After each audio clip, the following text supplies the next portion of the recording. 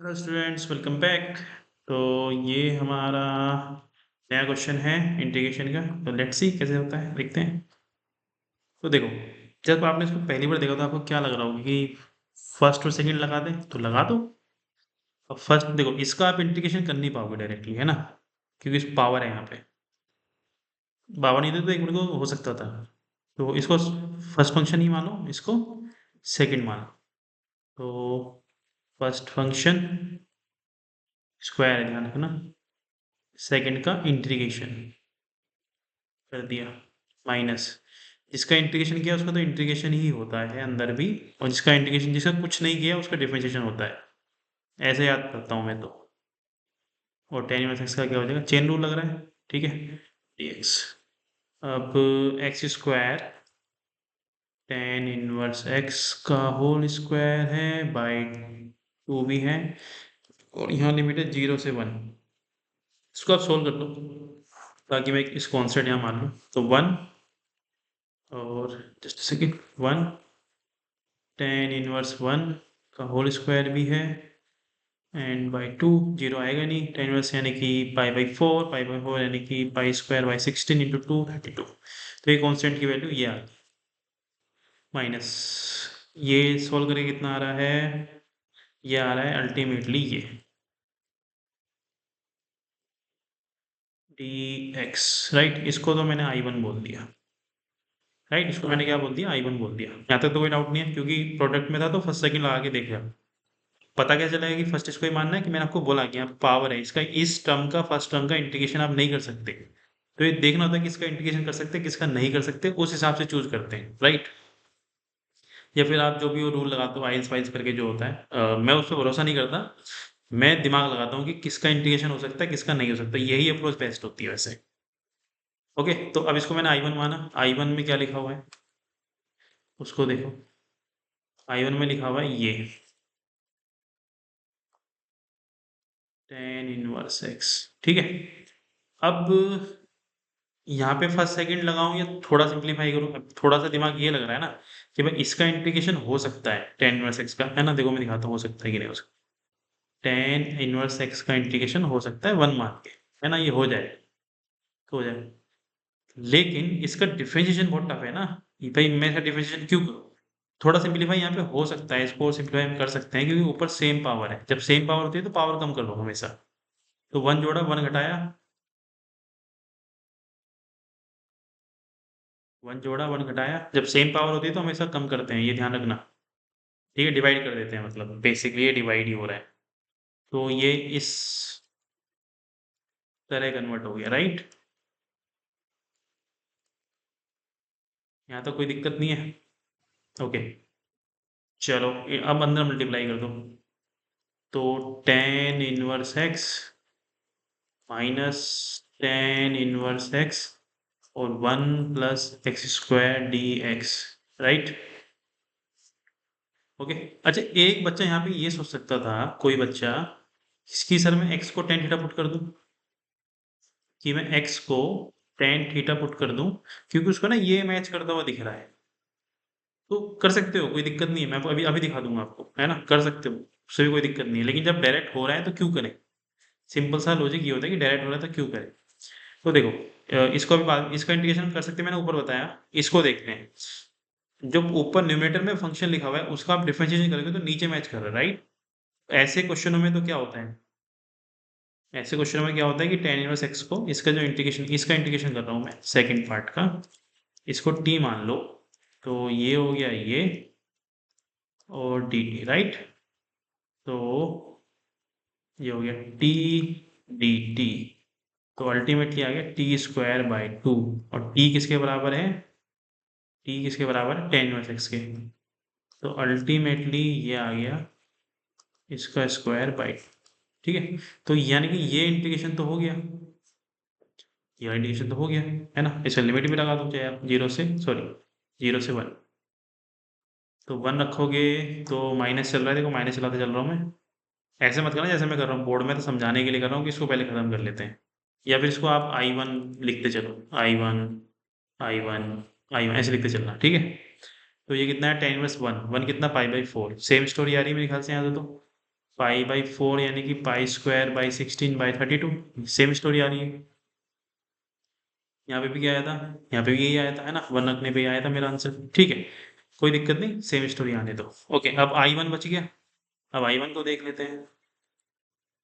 I1 integration of, यहाँ मुझे 1 मानना पड़ेगा क्योंकि डायरेक्ट नहीं होगा इसका इंटीग्रेशन dx। एक यहाँ पे भी हम कर सकते हैं कि tan इनवर्स x को थीटा पुट कर दो, चल जाएगा, यहाँ से भी हो जाएगा, तो भी वो उसकी फॉर्म में ही आएगा, प्रोडक्ट फॉर्म में ही आएगा, फर्स्ट सेकंड लगाना ही पड़ेगा। तो फर्स्ट इसको ही मानना है, सेकंड इसको मानना है, या फर्स्ट इसको मानना है, सेकंड इसको मानना है। सोचो क्या किसका इंटीग्रेशन आप कर सकते हो, तो इसका तो नहीं कर सकते ना, तभी तो हम कर रहे हैं। ओके, तो ये और x, 1 का x, राइट, 1 का x माइनस x, इसका ये आ गया, right, dx। Okay, just a second,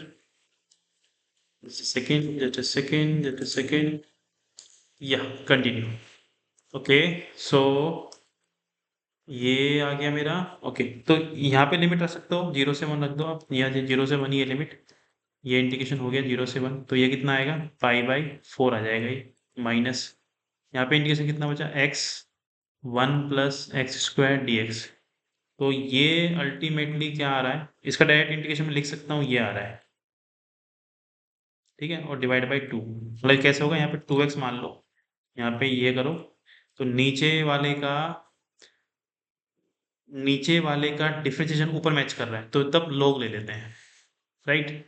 इस पे 0 से 1 लगेगा अभी, पाई बाई 4 माइनस 1/2, तो ये ln 2 आ गया बस, ठीक है, ये आ गया I1। I1 को यहाँ रखो, pi by 4 minus half ln 2 minus pi square by 32, ठीक है। ओके, अब ये मेरा, अच्छा इसको I1 बोला तो मैंने इसको I2 बोल दो यार, बार बार नहीं बोल सकते ना एक ही वेरिएबल को, तो इसको I2 बोलो, ऊपर में I1 ले चुका था तो ये I2 है, ठीक है। चलो, तो I2 ये करके आ गया मेरा ये। अब इसको रखना है मुझे यहाँ पे, है ना, तो यानी करना कि अल्टीमेटली पाई स्क्वायर बाय 32 में से ये नंबर घटाना है, तो घटा दो, साइन चेंज करता चल रहा हूँ मैं, ठीक है। तो कितना है, पाई square by 16 minus pi by 4 plus half ln 2, इसको सिंप्लीफाई कर लेना, ये आंसर है। ओके, अच्छा इसका एक तरीका और है क्वेश्चन करने का, मतलब एक मैं बता रहा हूँ, ट्राई करना घर जाके, ये होमवर्क है, ट्राई करो कि tan इनवर्स x को थीटा मान लो, tan थीटा को x मान लो, ये यहाँ से भी आ जाएगा, tan sec square theta d theta dx, इस अप्रोच से भी आप कर सकते हो, आंसर आ जाएगा। फिर मैंने ये बोला था कि यहाँ पे, कि कोई बच्चा बोलेगा कि मैं यहाँ पे ही रख दूँ, कोई बच्चा बोलेगा मैं यहाँ पे रख दूँ, तो मैं आपको बताता हूँ कि यहाँ से भी अप्रोच हो सकती है। देखो कि हम यहाँ फंस गए थे ना, कि हम यहाँ फंस गए थे जब मैंने डिवाइड किया था, ठीक है, अभी भी वही चीज़ करनी पड़ेगी, क्योंकि अगर आप डायरेक्टली रखोगे ना तो मजा वो नहीं आएगा। सॉरी, यहाँ पे एक्स है, तो देखो किसी ने रखा, मान लो एक्स की इक्वल टू tan थीटा रखा, ठीक है। ओके, तो dx कितना आया, sec स्क्वायर थीटा। ओके, तो x की जगह tan थीटा, तो tan स्क्वायर थीटा, और ये बन जाएगा sec square theta 1 plus tan square theta, ये हो जाएगा थीटा, dx की वैल्यू sec स्क्वायर थीटा, और d थीटा ये कट गया, तो अल्टीमेटली ये बन जाएगा, ठीक है। तो इसको भी आप कर सकते हो इंटीग्रेशन, थीटा इसको लिख लो sec square theta minus 1 D theta. भाई ये सेकंड अप्रोच चल रही है कि किसी बच्चे ने ऐसे कर दिया, तो फर्स्ट फंक्शन इसका इसका इंटीग्रेशन होता है tan theta minus theta, limit limit रख लेना, मैं तो इंटीग्रेशन करना सिखा रहा हूँ, लिमिट 0 से 1 जो भी है, या 0 से पाई बाई 4 बन जाएगी अब चेंज करने पे, वो आप रख सकते हो, अभी आप कंसेप्ट समझो। तो थीटा का 1 हो जाएगा, और इसका तो वही आएगा tan थीटा माइनस थीटा, और इंटीग्रेशन, राइट, आ गया।